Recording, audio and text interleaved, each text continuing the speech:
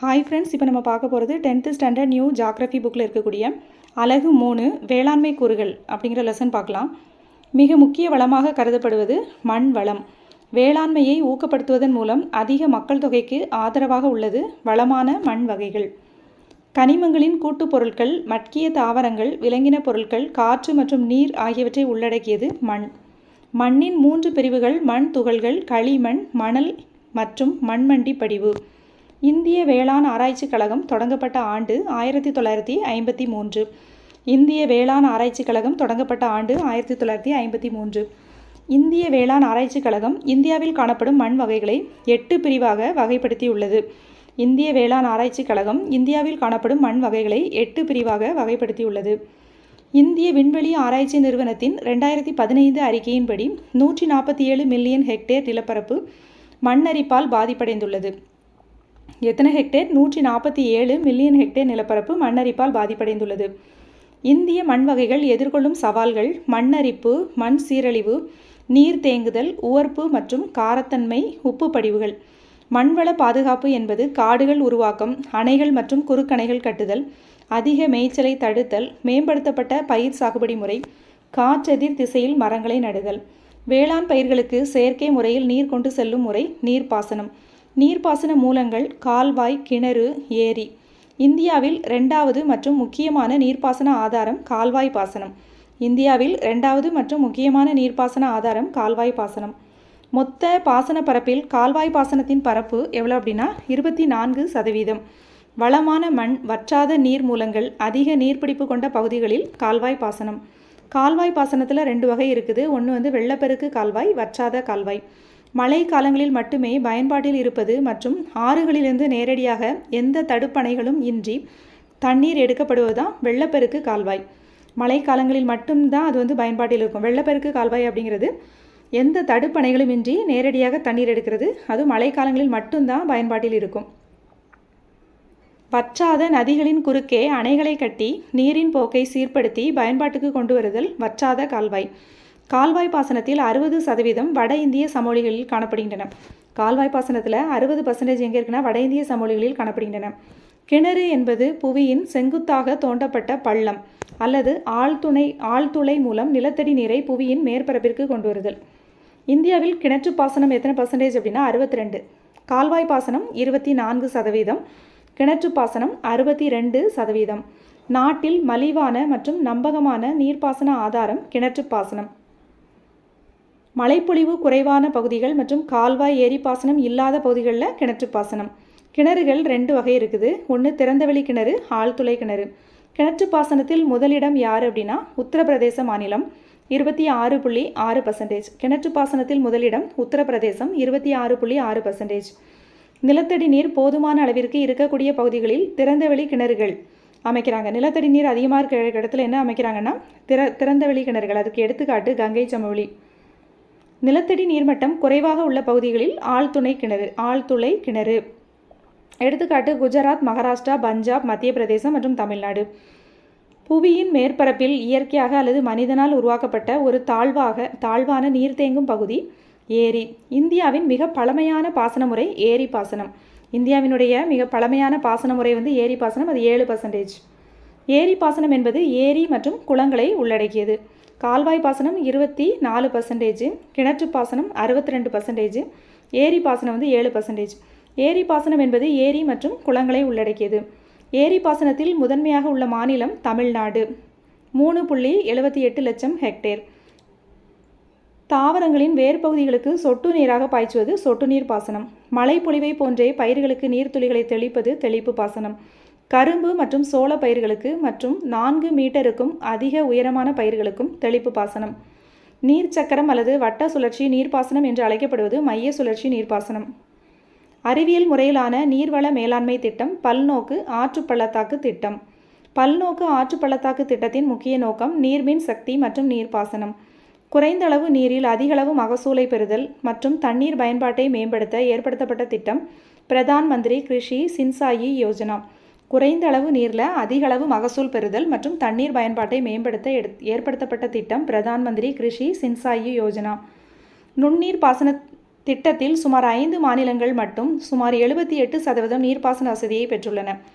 நுண்ணீர் பாசன திட்டத்தில் 5 மாநிலங்கள் மட்டும் 78% நீர்ப்பாசன வசதியை பெறலாம். எந்தெந்த மாநிலங்கள்னா தமிழ்நாடு, ஆந்திரா, கர்நாடகா, மகாராஷ்டிரா, குஜராத்.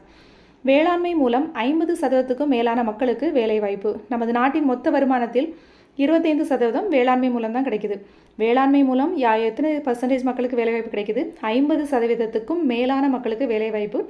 நம் நாட்டின் மொத்த வருமானத்தில் 25% வந்து வேளாண்மை மூலம் தான் கிடைக்குது. வேளாண்மையை நிர்ணயிக்கும் காரணிகள் இயற்கை, அமைப்புசார், உட்கட்டமைப்பு மற்றும் தொழில்நுட்ப காரணிகள். இயற்கை காரணிகள் நிலத்தோற்றம், காலநிலை, மண். வேளாண்மை நிர்ணயிக்கும் காரணிகள்னு எடுத்துக்கிட்டோம்னா இயற்கை காரணிகள், அமைப்புசார் காரணிகள், உட்கட்டமைப்பு காரணிகள், தொழில்நுட்ப காரணிகள். அதில் இயற்கை காரணிகள் என்னெல்லாம் அப்படின்னா நிலத்தோற்றம், காலநிலை, மண். அமைப்புசார் காரணிகள் வந்து வேளாண் நிலத்தின் அளவு, நிலவார முறை, நில சீர்திருத்தங்கள். அமைப்புசார் காரணிகள் வந்து வேளாண் நிலத்தின் அளவு, நிலவார முறை, நில சீர்திருத்தங்கள். இது வந்து கூற்று காரணத்தில் கேட்கலாம். உட்கட்டமைப்பு காரணிகள் என்னெல்லாம் அப்படின்னா நீர்ப்பாசனம், மின்சாரம், போக்குவரத்து, வரவு, சந்தை, காப்பீடு, சேமிப்பு வசதிகள். அதில் உட்கட்டமைப்பு காரணிகள் என்னெல்லாம் வேளாண்மையில் அப்படின்னா நீர்ப்பாசனம் பண்ணுறது, மின்சாரம், போக்குவரத்து, வரவு, சந்தை, காப்பீடு, சேமிப்பு வசதிகள். தொழில்நுட்ப காரணிகள் வந்து வீரிய விதைகள், ரசாயன உரங்கள், பூச்சிக்கொல்லிகள், இயந்திரங்கள். இந்தியாவில் கணிசமான அளவு விவசாயிகள் பின்பற்றுவது தன்னிறைவு வேளாண்மை. அதாவது இந்தியாவில் அதிகமான விவசாயிகள் எதை பின்பற்றுறாங்கன்னா தன்னிறைவு வேளாண்மை. தன்னிறைவு வேளாண்மை அப்படின்னா என்னென்னா விவசாய நில உடைமை சிறியதாக தான் இருக்கும். அவங்க வந்து விவசாயிகள் வந்து ஏழையாக தான் இருப்பாங்க. அவங்களுக்கு வந்து நிலமும் குறைந்த அளவில் தான் இருக்கும். அதனால் என்ன பண்ணுவாங்க அப்படின்னா அவங்க வந்து தனக்கு தேவையான காய்கறிகளை தாங்களே உற்பத்தி செய்வாங்க. அதையும் பண்ணிவிட்டு அவங்களுக்கு போக மீதியை வந்து என்ன பண்ணுவாங்கன்னா சந்தையில் வந்து விற்பனை செய்வாங்க. அதுதான் வந்து தன்னிறைவு வேளாண்மை. தன்னிறைவு வேளாண்மையில் விவசாய நில உடைமை சிறியது, விவசாயிகள் ஏழ்மை, எனவே இயந்திர பயன்பாடு இருக்காது. குடும்ப உறுப்பினர்கள் உதவியுடன் சாகுபடி பண்ணுவாங்க. கரும்பு, எண்ணெய் வித்துக்கள், பருத்தி, சணல், புகையிலை குறைவான உற்பத்தி, பெரும்பகுதி குடும்ப உறுப்பினர்களால் நுகரப்பட்டு மீதம் வந்து சந்தையில் விற்பனை பண்ணுவாங்க. இதுதான் வந்து தன்னிறைவு வேளாண்மை. பஞ்சாப், ராஜஸ்தான், உத்தரப்பிரதேசம், மத்திய பிரதேசம் போன்ற மாநிலங்களில் இந்த தன்னிறைவு வேளாண்மை வந்து அதிகம். தன்னிறைவு வேளாண்மைனா தனக்கு தேவையானதை எடுத்துட்டு மீதியை வந்து சந்தையில் வந்து விற்பனை பண்ணுவாங்க. பழங்குடியின மக்களால் பின்பற்றப்படுவது இடம்பெயர்வு வேளாண்மை. பழங்குடியின மக்கள் ஒரே இடத்துல இருக்க மாட்டாங்கல்ல, அதனால அவங்க பின்பற்ற வேளாண்மை வந்து இடம்பெயர்வு வேளாண்மை. இடம்பெயர்வு வேளாண்மையினுடைய வேறு பேர் என்ன அப்படின்னா வெட்டுதல் அல்லது எரித்தல் வேளாண்மை. ஜூம் அப்படின்னா அஸ்ஸாமில் நடக்கக்கூடிய வேளாண்மையுடைய பேர் வந்து ஜூம். பொன்னம் அப்படின்னா கேரளா. பொடு அப்படின்னா ஆந்திரா மற்றும் ஒடிசா. ஜூம்ங்கிறது அஸ்ஸாம், பொன்னம் கேரளா, பொடு அப்படின்னா ஆந்திரா மற்றும் ஒடிசா. பீவார், மாசான், பெண்டா, பீரா இது வந்து மத்திய பிரதேசத்தின் பல்வேறு பகுதிகள். பீவார், மாசான், பெண்டா, பீரா இது வந்து மத்திய பிரதேசத்தின் பல்வேறு பகுதிகள். இயந்திரங்கள் மற்றும் நவீன யுக்திகள் மூலம் விளைச்சலை அதிகப்படுத்துவது தீவிர வேளாண்மை. அதாவது இயந்திரங்கள்லாம் வச்சு நவீன முறையில் நிறையா விதைகள், உரங்கள்லாம் யூஸ் பண்ணி பண்ணுற வேளாண்மை வந்து என்னென்னா தீவிர வேளாண்மை. பாசன வசதி இல்லாத வறண்ட பகுதிகளில் வறண்ட நில வேளாண்மை. அதாவது ஒரு ஆண்டிற்கு ஒரு பயிர் மட்டும்தான் பயிரிடுவாங்க. ராஜஸ்தான், குஜராத் மற்றும் மத்திய பிரதேசம். பயிரிடுதலுடன் கால்நடை, கோழி, மீன், தேனீலாம் வளர்த்தாங்கன்னா அது கலப்பு வேளாண்மை. விவசாயிகளின் பல தேவைகளை பூர்த்தி செய்வது கலப்பு வேளாண்மை. ஏன்னா வேளாண்மை கூடவே கால்நடையும் சேர்த்து வளர்ப்பாங்க. அதனால் அது வந்து விவசாயிகளுடைய எல்லா தேவைகளையும் பூர்த்தி செய்வது என்ன வேளாண்மை அப்படின்னா கலப்பு வேளாண்மை. மலை பிரதேசங்களில் பின்பற்றுவது படிக்கட்டு வேளாண்மை. பஞ்சாப், மேகாலயா, ஹரியானா, உத்தரப்பிரதேசம் மற்றும் இமாச்சல் பிரதேசம். இந்தியாவில் சாகுபடியாகும் முக்கிய பயிர்கள் 4 வகை. உணவு, வாணிப பயிர், தோட்டப்பயிர் மற்றும் தோட்டக்கலை பயிர். இந்தியாவில் 4 வகையான பயிர்கள் தான் முக்கியமாக சாகுபடி செய்கிறாங்க. என்னென்னா உணவு, வாணிப பயிர், தோட்டப்பயிர் மற்றும் தோட்டக்கலை பயிர். உணவு பயிர்கள்னு எடுத்துக்கிட்டோன்னா கோதுமை, மக்காச்சோளம், திணை மற்றும் பருப்பு வகைகள். வாணிப பயிர்கள் அப்படின்னா கரும்பு, புகையிலை, பருத்தி, சணல் மற்றும் எண்ணெய் வித்துக்கள். தோட்ட பயிர்கள் பார்த்தோன்னா தேயிலை, காஃபி, ரப்பர். தேயிலை, காஃபி மற்றும் ரப்பர். தோட்டக்கலை பயிர்கள் அப்படின்னா பழங்கள், மலர்கள், காய்கறிகள். இந்தியாவினுடைய பூர்வீக பயிர் என்ன அப்படின்னா நெல். நெல் உற்பத்தியில் முதலிடம் சீனா, 2ஆம் இடம் வந்து இந்தியா. நெல் உற்பத்தியில் முதலிடம் சீனா, 2வது இடம் இந்தியா. நெல்லுக்கு வந்து எப்படி இருக்கணும் காலநிலை அப்படின்னா அயனமண்டல பயிர். நெல்லுங்கிறது ஒரு அயனமண்டல பயிர். 24 டிகிரி சென்டிகிரேட் சராசரி வெப்பநிலையும் 150 சென்டிமீட்டர் ஆண்டு மழைப்பொழிவும் தேவைப்படும். ஒரு நெல் விளையணும் அப்படின்னா அது வந்து ஒரு அயனமண்டல பயிர். அதுக்கு வந்து 24 டிகிரி சென்டிகிரேட் சராசரி வெப்பநிலையும் 150 சென்டிமீட்டர் மழைப்பொழிவும் இருக்கணும். நெல் சாகுபடிக்கு எது ஏற்ற மண் அப்படின்னா வளமான களிமண் அல்லது வண்டல் மண். ஒன்று வளமான களிமண்ணாக இருக்கலாம், இல்லைனா வண்டல் மண்ணாக இருக்கலாம். இந்தியாவில் நெல் வந்து 3 முறைகளில் பயிரிடப்படுகிறது. என்னெல்லாம்னா விதை தூவல், ஏர் உழுதல் அல்லது துளையிடுதல், நாற்று நடுதல். ஒன்று விதையை தூவுவாங்க, இல்லைன்னா ஏர் உழுதல் அல்லது துளையிடுதல். ஏர் உழும்போதே அது பின்னாடியே வந்து அந்த நெல்லை போட்டுகிட்டே போகிறது, இல்லைன்னா நாற்று நட்டு அதை வந்து பிடுங்கி இந்த பக்கம் நடுறது. அதாவது இந்த 3 முறையிலையும் வந்து இந்தியாவில் நெல் பயிரிடப்படுகிறது. அதிக விளைச்சல் தரும் நெல் வந்து பார்த்தோன்னா சிஆர் தான் 205, ஏஆர் தான் 306, சிஆர்ஆர் 451. இதுதான் அதிக விளைச்சல் தரும் விதைகள். சிஆர் தான் 205, ஏஆர் தான் 306, சிஆர்ஆர் 451. நெல் உற்பத்தியில் முதலிடம் இங்கே யார் அப்படின்னா மேற்கு வங்காளம். உலக அளவில் நெல் உற்பத்தியில் முதலிடம் வந்து சீனா, 2வது இடம் வந்து இந்தியான்னு பார்த்தோம். இந்தியாவில் வந்து நெல் உற்பத்தியில் முதலிடம் யார் அப்படின்னா மேற்கு வங்காளம் தான் முதலிடம். 2வது முக்கியமான உணவு பேர் எது அப்படின்னா கோதுமை. நெல்லுக்கு அடுத்த இடம் இது கோதுமை. கோதுமை சாகுபடி எப்படி இருக்குன்னா, சாகுபடி பரப்பில் 24%, மொத்த உணவு உற்பத்தியில் வந்து 54%. கோதுமை வந்து எப்படி இருக்குது நம்ம இந்தியாவில் அப்படின்னா, சாகுபடி பரப்பு வந்து 24%, மொத்த பயிர் உற்பத்தியில் வந்து அது 54% பெறுது. 85%க்கும் அதிகமான கோதுமை உற்பத்தி செய்யக்கூடிய 5 மாநிலங்கள் எதெல்லாம் அப்படின்னா உத்தரப்பிரதேசம், பஞ்சாப், ஹரியானா, ராஜஸ்தான், மத்திய பிரதேசம். 3வது முக்கியமான பயிர் வந்து சோளம். ஃபஸ்ட்டு நெல், செகண்ட் வந்து கோதுமை, 3வது வந்து சோளம். சோளத்தின் பூர்வீகம் எது அப்படின்னா ஆப்பிரிக்கா. பெரும்பாலான ஏழை மக்களின் மலிவான உணவு சோளம்தான். மகாராஷ்டிரா, கர்நாடகா, மத்திய பிரதேசம் தான் உற்பத்தியாளர்கள், சோளம் உற்பத்தியாளர்கள். கம்பு, அடுத்து கம்புவினுடைய பூர்வீகம் எது அப்படின்னா ஆப்பிரிக்கா. கம்புவினுடைய பூர்வீகம் வந்து ஆப்பிரிக்கா. அதனுடைய இந்தியாவில் வந்து முதன்மை உற்பத்தியாளர் யார் அப்படின்னா ராஜஸ்தான். பார்லி நீர், பீர் மற்றும் விஸ்கி தயாரிக்க பயன்படுவது வார்கோதுமை. அதாவது பார்லி சொல்கிறோம்ல, அந்த வார்கோதுமை. பார்லி உற்பத்தியின் முதன்மை உற்பத்தியாளர் யார் அப்படின்னா ராஜஸ்தான் மற்றும் உத்தரப்பிரதேசம். பார்லி உற்பத்தியினுடைய முதன்மை உற்பத்தியாளர் யாருன்னா ராஜஸ்தான் மற்றும் உத்தரப்பிரதேசம். அவரை இனத்தை சேர்ந்தது பருப்பு வகைகள். வளிமண்டல நைட்ரஜனை கிரகித்து மண் வளத்தை அதிகரிப்பதால் பயிர் சுழற்சி முறையில் வழக்கமாக பயிரிடப்படுவது பருப்பு வகைகள். உலகிலேயே அதிக பருப்பு உற்பத்தி செய்யும் நாடு எதுனா தான் இந்தியா தான். மத்திய பிரதேசம், உத்தரப்பிரதேசம், ராஜஸ்தான், மகாராஷ்டிரா மற்றும் ஆந்திராவில் வந்து அதிகமாக பருப்பு உற்பத்தி செய்யப்படுது. ஆனால் உலக அளவிலேயே அதிக பருப்பு உற்பத்தி செய்யும் நாடு எது அப்படின்னு கேட்டால் இந்தியா தான். வணிக நோக்கத்திற்காக பயிரிடப்படும் பயிர்கள் தான் வாணிப பயிர்கள். இந்தியாவினுடைய மிக முக்கியமான வாணிப பயிர் எது அப்படின்னா கரும்பு. 2வது உலகின் பெரிய உற்பத்தியாளர் இந்தியா. சர்க்கரை உற்பத்தியில் முதலிடம் எது யார் அப்படின்னா கியூபா. செகண்ட் வந்து பிரேசில், 3வது இடம் வந்து இந்தியா. சர்க்கரை உற்பத்தியில் கரும்பு வந்து 2வது உலகின் பெரிய உற்பத்தியாளர் வந்து இந்தியா. கரும்பு உற்பத்தி இந்தியாவினுடைய முக்கியமான வாணிப பயிர் எது அப்படின்னு கேட்டாங்கன்னா கரும்பு தான். கரும்பில் வந்து நம்ம உலக அளவில் எத்தனாவது பெரிய உற்பத்தியாளர் அப்படின்னா 2வது பெரிய உற்பத்தியாளர். சர்க்கரை உற்பத்தியில் முதலிடம் கியூபா, செகண்ட் வந்து பிரேசில், 3வது இடம் வந்து இந்தியா. இந்தியாவினுடைய சர்க்கரை முதன்மை உற்பத்தியாளர், இந்தியாவில் சர்க்கரையில் முதன்மை உற்பத்தியாளர் யார் அப்படின்னா உத்தரப்பிரதேசம். பருத்தி உற்பத்தியில் முதலிடம் சீனா, செகண்ட் வந்து இந்தியா. மொத்த பருத்தி உற்பத்தியில் 79% பங்களிப்பை வழங்கும் 4 மாநிலங்கள் எதெல்லாம் அப்படின்னா பஞ்சாப், மகாராஷ்டிரா, குஜராத் மற்றும் ஆந்திரா. மொத்த பருத்தி உற்பத்தியில் 79% வந்து இந்த 4 மாநிலங்கள்லேருந்து தான் கிடைக்குது. எதெல்லாம்னா பஞ்சாப், மகாராஷ்டிரா, குஜராத் மற்றும் ஆந்திரா. வெப்பமண்டல இலைப்பயிர் வந்து சணல், வண்டல் மண், அதில் தான் வந்து அது விளையுது. சணல் பயிரிடுவதிலும் உற்பத்தியிலும் முதலிடம் எது மேற்கு வங்காளம். நெல் உற்பத்தியிலே முதலிடம் மேற்கு வங்காளம் தான். சணல் பயிரிடுவதில் உற்பத்தியிலே முதலிடம் வந்து இது. எண்ணெய் வித்துக்கள் உற்பத்தியில் முதலிடம் குஜராத். எண்ணெய் வித்துக்கள் உற்பத்தியில் முதலிடம் வந்து குஜராத். நிலக்கடலை உற்பத்தியில் முதலிடம் வந்து சீனா, செகண்ட் வந்து இந்தியா. நிலக்கடலை உற்பத்தியில் முதலிடம் சீனா, செகண்ட் வந்து இந்தியா. ஏற்றுமதி செய்யும் நோக்கத்துடன் பயிரிடப்படுவதுதான் தோட்டப்பயிர்கள், தேயிலை, காஃபி, ரப்பர் மற்றும் வாசனை பொருட்கள். அயனமண்டல மற்றும் உப அயனமண்டல தாவரம் தான் தேயிலை. இந்தியாவில் 2 முக்கியமான தேயிலை இருக்குது, பூஹி மற்றும் அசாமிகான்னு சொல்லுவோம். பூஹிங்கிறது வந்து சீனாவை பிறப்பிடமாக கொண்டது, அசாமிகா அப்படிங்கிறது இந்தியாவை பிறப்பிடமாக கொண்டது. உலக தேயிலை உற்பத்தியில் முதலிடம் சீனா, செகண்ட் வந்து இந்தியா. தேயிலை பயிரிடும் முதன்மை மாநிலத்தில் வந்து அஸ்ஸாம். மொத்தமாக தேயிலை உற்பத்தியில் முதலிடம் சீனா, செகண்ட் வந்து இந்தியா. இந்தியாவில் தேயிலை வந்து அதிகமாக எங்கே உற்பத்தி பண்ணுறாங்க அப்படின்னா அஸ்ஸாம். நிழலில் மற்றும் 1000 மீட்டர் to 1500 மீட்டர் உயரம் கொண்ட மலைச்சரிவுகளில் வளரக்கூடியது காஃபி. காஃபியில் 2 வகை இருக்குது, அராபிகா மற்றும் ரோபஸ்டா. அராபிகா அப்படிங்கிறது பார்த்தீங்கன்னா தரம் மிக்கது, இந்தியாவில் அதிகம் பயிரிடுது. ரோபஸ்டா அப்படிங்கிறது தரம் குறைந்தது. உலக காஃபி உற்பத்தியில் இந்தியா எத்தனாவது இடத்துல இருக்குது அப்படின்னா 7வது இடம். இந்தியாவில் காஃபியில் வந்து காஃபி உற்பத்தியில் முதன்மை மாநிலம் எது? கர்நாடகா. இது தேயிலை உற்பத்தியில் முதன்மை மாநிலம் வந்து அஸ்ஸாம்.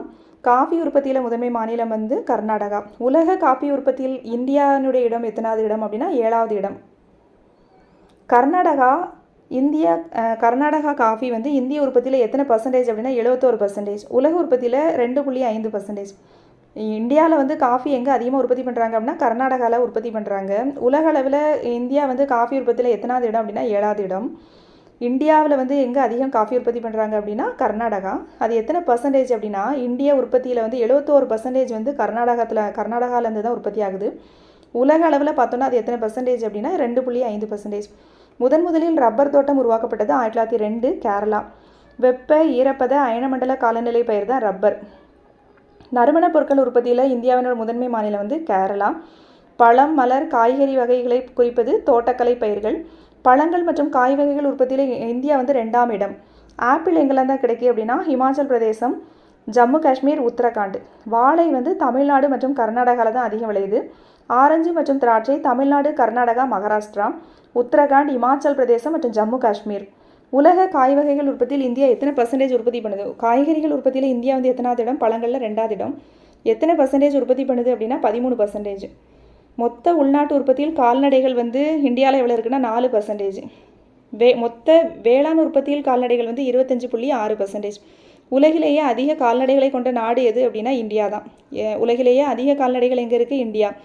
2012 19வது கால்நடை கணக்கெடுப்பு படி உலக மொத்த கால்நடையில் இந்தியாவில் எத்தனை பர்சன்டேஜ் இருக்குன்னா 11.6% இருக்குது. உலகத்திலேயே இருக்கக்கூடிய மொத்த கால்நடைகளில் இந்தியாவில் எவ்வளோ இருக்குது அப்படின்னா 11.6%. இந்தியாவில் அதிக கால்நடைகள் எங்கே இருக்குது அப்படின்னா உத்தரப்பிரதேசம்.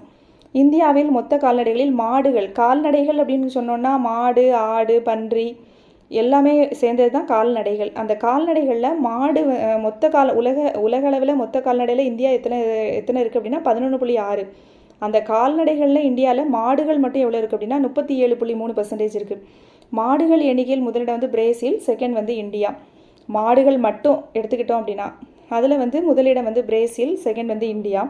கால்நடைகள் என்பது ஆடு, மாடு, எருமை, பன்றி அனைத்தையும் உள்ளடக்கியது. இந்தியாவில் மாடுகள் எண்ணிக்கையில் முதலிடம். இந்தியாவில் மாடுகள் எண்ணிக்கையில் முதலிடம் வந்து மத்திய பிரதேசம் 10.3% இருக்குது. இந்தியாவில் மாடுகள் எண்ணிக்கையில் முதலிடம் மத்திய பிரதேசம் 10.3%. ஏழைகளின் பசு வந்து வெள்ளாடு உற்பத்தியில் முதலிடம் வந்து ராஜஸ்தான் 16%. ஆடுகள் வந்து பாலைவனங்களாக இருக்கிறதுனால அந்த பக்கம் தான் வந்து அதிகமாக இருக்கும். அப்போ வெள்ளாடுகள் உற்பத்தியில் முதலிடம் வந்து யார்? ராஜஸ்தான் 16%. எருமைகள் உற்பத்தியில் முதலிடம் வந்து உத்தரப்பிரதேசம் 28.2%. 28.2%. இந்தியாவில் முதல் கால்நடை கணக்கெடுப்பு எப்போ நடந்தது? 1919. 19வது கால்நடை கணக்கெடுப்பு 2012. இறுதி கால்நடை கணக்கெடுப்பு 2017. தமிழ்நாட்டில் கால்நடை கணக்கெடுப்பு யார் பண்ணுறாங்க அப்படின்னா கால்நடை வளர்ப்புத்துறை. மாவட்ட அளவிலான கணக்கெடுப்பு மண்டல இணை இயக்குனர். நம் நாட்டில் மொத்த பால் உற்பத்தி 163.7 மில்லியன். பால் உற்பத்தியில் முதன்மை மாநிலம் உத்தரப்பிரதேசம். உத்தரப்பிரதேசத்தில் தான் அதிக மாடுகள் இருக்கனால அது வந்து உத்தரப்பிரதேசம் வந்து முதன்மை மாநிலமாக இருக்குது. கால்நடைகள் வந்து அதிகமாக இருக்குது. 27.6 மில்லியன் டன், அதாவது 16.8%. பால் உற்பத்தியில் முதன்மை மாநிலம் உத்தரப்பிரதேசம் 27.6 மில்லியன் டன், 16.8%. இறைச்சி வந்து ஒரு மொத்த உற்பத்தி பார்த்தோன்னா 7.4 மில்லியன் டன். இறைச்சி உற்பத்தியில் முதன்மை மாநிலம் உத்தரப்பிரதேசம் தான். 1.3 மில்லியன் டன், அதாவது 18.2%. நாட்டில் மொத்த ரோம உற்பத்தி பார்த்தோம் அப்படின்னா 43.5 மில்லியன் கிலோகிராம் ரோம உற்பத்தி. ஏன்னா ரோம உற்பத்தியில் முதலிடம் ராஜஸ்தான். அங்கே தான் வந்து அதிகமான ஆடுகள் இருக்குல்ல, அதனால் ராஜஸ்தான் தான் வந்து அதிகமான ரோம உற்பத்தி 14.5 மில்லியன் கிலோ. 14 மில்லியன் மக்களுக்கு மேல் வேலைவாய்ப்பை வழங்குவது எதுனா மீன் பிடித்தல். உலக மீன் உற்பத்தியில் முதலிடம் சீனா, செகண்ட் வந்து இந்தியா 3%. இந்திய கடற்கரை நீளம் 6100 கிலோமீட்டர். தீவு கூட்டங்களையும் சேர்த்து 7517 கிலோமீட்டர். இந்தியாவில் 2 வகையான மீன்பிடித்தல் இருக்குது. ஒன்று வந்து ஆழ்கடல் மீன்பிடிப்புன்னு ஒன்று இருக்குது. அப்புறம் வந்து உள்நாட்டு மீன்பிடித்தல் 2 இருக்குது. 200 மீட்டர் ஆழம் வரை உள்ள கண்டத்திட்டு பகுதியில் பிடிக்கிறது கடல் மீன் பிடிப்பு. கடற்கரை மாநிலங்களில் கடல் மீன் உற்பத்தியில் முதன்மை மாநிலம் எடுத்துக்கிட்டாவே கேரளா தான். நம் நாட்டின் மொத்த மீன் உற்பத்தியில் 50% உள்நாட்டு மீன்பிடித்தல். உள்நாட்டு மீன்பிடித்தலில் முதன்மை மாநிலம் எது அப்படின்னா ஆந்திரா. கடற்கரை உற்பத்தியில் கடல் மீன் உற்பத்தியில் முதலிடம் வந்து கேரளா. உள்நாட்டு மீன்பிடித்தலில் முதலிடம் வந்து ஆந்திரா. இந்தியாவில் 67% நில உடைமையாளர்கள் குறு விவசாயிகள். 1 ஹெக்டேருக்கும் குறைவாக அவங்க வச்சுருப்பாங்க நிலம் வந்து. இந்தியாவில் 67% நில உடைமையாளர்கள் குறு விவசாயிகள். இந்தியாவில் 1/3 பங்கு வேளாண் நிலப்பகுதியே பாசன வசதியை பெற்றிருக்கிறது. மஞ்சள் புரட்சி அப்படின்னா என்னென்னா எண்ணெய் வித்துக்கள், குறிப்பாக கடுகு மற்றும் சூரியகாந்தி எண்ணெய். நீல புரட்சி மீன்கள். பழுப்பு புரட்சி தோல், கோகோ, மரபுசாரா உற்பத்தி. தங்க நூலிலை புரட்சி சணல். பொன் புரட்சி பழங்கள், தேன், தோட்டக்கலை பயிர்கள். சாம்பல் புரட்சி உரம். இளஞ்சிவப்பு புரட்சி வெங்காயம், மருந்து பொருட்கள், இறால் உற்பத்தி.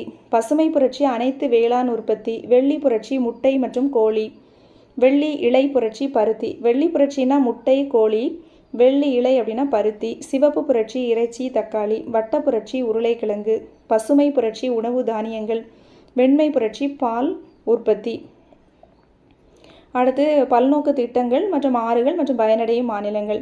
தாமோதர் பள்ளத்தாக்கு திட்டம், அது எந்த ஆறுனா தாமோதர் ஆறு. இது மூலமாக யார் பயனடைகிறாங்க அப்படின்னா மேற்கு வங்காளம் மற்றும் ஜார்க்கண்ட் மாநிலம். அடுத்து பக்ரானங்கல். பக்ரானங்கல் அப்படிங்கிறது என்னென்னா உலகின் பெரிய புவியீர்ப்பு அணை. இது இங்கே எந்த ஆறுனா சட்லஜ் ஆறு. இதனால் பயனடையும் மாநிலங்கள் பார்த்தோன்னா பஞ்சாப், ஹரியானா, ராஜஸ்தான். பக்ரானங்கல் உலகின் மிகப்பெரிய புவியீர்ப்பு அணை. சட்லஜ் ஆறு அந்த ஆறு எந்த ஆறுனா அது பஞ்சாப், ஹரியானா, ராஜஸ்தான் பயனடைகிறாங்க. ஹிராகுட் திட்டம் இது உலகின் நீளமான அணை. ஹிராகுட் உலகின் நீளமான அணை. மகாநதி. ஒடிசா, இது பயனடைய மாநிலம் ஒடிசா. கோசிங்கிறது கோசி ஆறு எங்கே இருக்குது? பீகாருடைய துயரம் சொல்லுவோம். அதனால் பயனடைய மாநிலங்கள் பீகார் மற்றும் நேபாள். துங்கபத்ரா ஆறு ஆந்திரா மற்றும் கர்நாடகா. தெஹிரி அணைங்கிறது இந்தியாவினுடைய உயரமான அணை. உயரமான அணை. பாகிரதி ஆற்றின் குறுக்கே கட்டப்பட்டிருக்கிறது. உத்தரகாண்ட். சம்பல் பள்ளத்தாக்கு திட்டம் சம்பல், ராஜஸ்தான். நாகார்ஜுன் சாகர் திட்டம் கிருஷ்ணா. பயனடைகிறது பார்த்தோன்னா ஆந்திரா. சர்தார் சரோவர் திட்டம் நர்மதை. இது பார்த்தோன்னா மகாராஷ்டிரா, ராஜஸ்தான் மற்றும் மத்திய பிரதேசம். இந்திரா காந்தி கால்வாய் திட்டம் சட்லஜ் ஆறு, ராஜஸ்தான், பஞ்சாப் மற்றும் ஹரியானா. மேட்டூர் அணை காவேரி, தமிழ்நாடு. அடுத்து வண்டல் மண். வெளிர் நிறமுடைய மணற்பாங்கான மண் காதர். சுண்ணாம்பு மற்றும் களிமண் பாங்காலான பழைய வண்டல் பாங்கர். அதாவது புது மண் வெளிர் நிறமுடைய மண் காதர், பழைய மண் பாங்கர். இந்த மண்ணில் பார்த்தோம் அப்படின்னா நைட்ரஜன் சத்து குறைவாக இருக்கும். பயிர்கள் நெல் அந்த மண்ணில் சுண்ணாம்பு, கார்பன் கலவைகள்லாம் இருக்கும். ஆனால் நைட்ரஜன் சத்து மட்டும் கம்மியாக இருக்கும். நெல், கோதுமை, கரும்பு மற்றும் எண்ணெய் வித்துகள் இதில் விளையும். கரிசல் மண் பார்த்தீங்கன்னா தக்கான பகுதியில் உள்ள பசால்ட் பாறைகளிலிருந்து உற்பத்தி ஆகுது. கரிசல் மண் டைட்டானியம் மற்றும் இரும்பு தாதுக்களால் கருப்பு நிறமாக உள்ளது. இதில் நைட்ரஜன் மற்றும் பாஸ்பாரிக் அமிலம், இலை மட்கெல்லாம் கம்மியாக இருக்கும். ஈரப்பதத்தை நீண்ட நேரம் தக்க வைத்துக் கொள்ளும் மண் கரிசல் மண். கரிசல் மண். டைட்டானியம் மற்றும் இரும்பு தாதுக்களால் தான் அது கருப்பாக இருக்குது. பருத்தி, திணை, புகையிலை, கரும்புலாம் விளையுது. செம்மண். பழமையான படிக பாறைகளான கிரானைட் மற்றும் நைஸ் போன்ற பாறைகள் சிதைவடைதால் உருவாகிறது. நைட்ரஜன், இலை மட்கு, பாஸ்பாரிக் அமிலம், சுண்ணாம்பு சத்து இருக்குது. இரும்பு மற்றும் மெக்னீசியம் இந்த மண்ணில் செம்மண்ணில் எது அதிகமாக இருக்கும்னா இரும்பு மற்றும் மெக்னீசியம் அதிகமாக இருக்கும். சரளை மண். வெப்பம் மற்றும் குளிர் அடுத்தடுத்து நிகழும்போது மண் சுவரல் காரணமாக உருவாகிறது. இரும்பு மற்றும் அலுமினியத்தின் நீரேற்ற ஆக்சைடுகளினால் உருவானதான் சரளை மண். இரும்பு மற்றும் அலுமினியத்தின் நீரேற்ற ஆக்சைடுகளின் மூலம் உருவானது சரளை மண். சரளை மண் பொதுவாக ஈரப்பதத்தை தக்க வைத்துக் கொள்வதில்லை. கரிசல் மண் ஈரப்பதத்தை அதிகமாக தக்க வச்சிருக்கும். ஆனால் சரளை மண் ஈரப்பதத்தை தக்க வைக்காது. உயரமான மலைப்பகுதிகளில் அதிகமான அமிலத்தன்மையுடனும் தாழ்வான பகுதிகளில் குறைவான அளவும் உள்ளது சரளை மண். களிமண் கலந்த வண்டல் படிவுகளை கொண்ட சமவெளி பகுதிகளில் ஈரப்பதத்தை தக்க வைத்துக் கொள்கிறது. பயிர்கள் காஃபி, ரப்பர், முந்திரி, மரவள்ளி கிழங்கு இதெல்லாம் இந்த சரளை மண்ணில் தான் விளையுது. காஃபி, ரப்பர், முந்திரி மற்றும் மரவள்ளி கிழங்கு. காடு மற்றும் மலைமண். பனி, மலை, வெப்ப வேறுபாடுகளால் பௌதீக சிதைவின் காரணமாக உருவாகுது. பொட்டாசியம், பாஸ்பரஸ், சுண்ணாம்பு சத்துக்கள்லாம் இதில் குறைவாக இருக்கும். அதிக இலைமட்கு காரத்தன்மை கொண்டது. பாலைமண். வறண்ட பாலை மற்றும் அதிக வெப்பம், ஆவியாதல் காரணமாக இலை மட்கு சத்துலாம் கம்மியாக தான் இருக்கும். உப்பு, அமிலத்தன்மை, பாஸ்பேட், கால்சியம் கார்பனேட், நைட்ரஜன் இதெல்லாமே இதில் குறைவாக தான் இருக்கும். ஈரப்பதமும் குறைவாக தான் இருக்கும். உப்பு மற்றும் காரமண். சிதைக்கப்படாத பாறை மற்றும் சிதைவுற்ற கனிமங்களை கொண்டது தான் எது அப்படின்னா உப்பு மற்றும் காரமண். சிதைக்கப்படாத பாறை மற்றும் சிதைவுற்ற கனிமங்களை கொண்டது. களிமண் மற்றும் சதுப்பு நிலம். ஈரக்கால நிலைகளில் உள்ள பகுதிகளில் இதில் எல்லா சத்துக்களும் கம்மியாக தான் இருக்கும். உயிரின பொருட்கள் 10 to 40% வரை இருக்கும். ஈரத்தன்மை, இலைமட்கு கருமை நிறமாக இருக்கும். அடுத்து வேளாண் பருவங்கள். காரிப், ராபி, சையத் அப்படின்னு 3 பருவங்கள் இருக்குது. காரிஃப் அப்படின்னா ஜூன் to செப்டம்பர். இதில் பார்த்தோன்னா வடபகுதி, தென்பகுதியில் என்னென்ன விளையுதுன்னு கொடுத்துருக்காங்க. நெல், பருத்தி, மக்காச்சோளம், சோளம், கம்பு, உளுந்து. ராபி அப்படின்னா பார்த்தோன்னா அக்டோபர் to மார்ச். இது என்னென்னா கோதுமை, பருப்பு, ஆளி விதை, கடுகு, பார்லி. தென்பகுதியில் நெல், மக்காச்சோளம், கேழ்வரகு, நிலக்கடலை, கம்பு. சையத் அப்படின்னா April to June. Kharif, Rabi, Zaid. காரிப்பில் பார்த்தீங்கன்னா தானியங்கள்லாம் விளையுது. ராபிலே அதேமாரி தான். சையத் ஏப்ரல் to ஜூன் பழங்கள், காய்கறிகள், திணை வகைகள்லாம் அதில் விளையுது. மண் எத்தனை வகைப்படும் அப்படின்னா 8 வகைப்படும். கரிசல் மண் எவ்வளோ இருக்குது அப்படின்னா 29.69%. மண் வகைகள் எத்தனை வகை அப்படின்னா 8 வகைகளாக பிரிச்சிருப்பாங்க. அதில் கரிசல் மண் வந்து 29.69%. அதிகமான பர்சன்டேஜில் இருக்கக்கூடிய மண் என்ன மண் அப்படின்னு கேட்டால் கரிசல் மண் தான். ஏன்னா 29%. வண்டல் மண் வந்து 22.16%. செம்மண் வந்து 28%. கரிசல் மண்ணுக்கு அடுத்த இடம் யாருக்கு அப்படின்னா செம்மண் தான். அதுக்கப்புறம் தான் வண்டல் மண். செம்மண் வந்து 28%. உப்பு மற்றும் காரமண் வந்து 1.29%. கரி மற்றும் சதுப்பு நில மண் வந்து 2.17%. சரளை மண் 2.62%. வறண்ட மற்றும் பாலைமண் 6.13%. காடு மற்றும் மலைமண் 7.94%. அப்போ மண் வகைகளில் அதிக பர்சன்டேஜ் எதுக்கு இருக்குது அப்படின்னா கரிசல் மண் தான் 29. அடுத்து வந்து செம்மண் 28. அடுத்து வண்டல் மண் பார்த்தோன்னா 22%. மீதி எல்லாமே அப்படியே கம்மியாக தான். உப்பு மண் வந்து 1% தான். கரி சதுப்பு மண் வந்து 2% வருது. சரளை மண் 2%. வறண்ட பாலைமண் வந்து 6%. காடு மற்றும் மலைமண் வந்து 7% கிட்டத்தட்ட.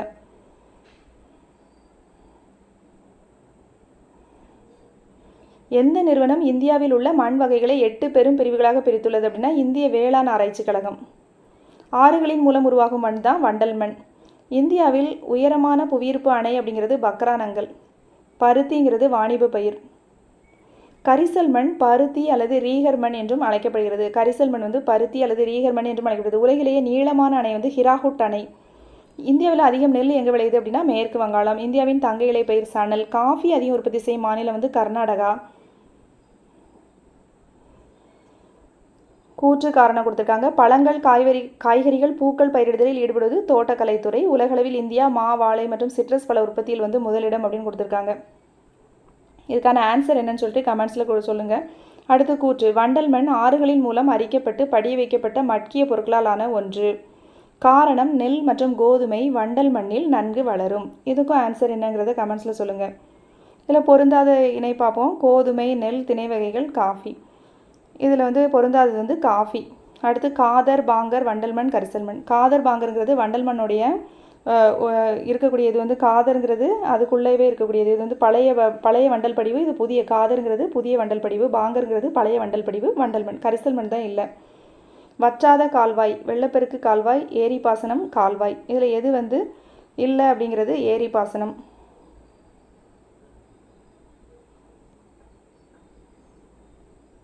அடுத்து பொறுத்துக. இந்தியாவின் சர்க்கரை கிண்ணம் உத்தரப்பிரதேசம் மற்றும் பீகார். காஃபி கர்நாடகா. தெஹிரி அணை வந்து இந்தியாவினுடைய உயரமான அணை.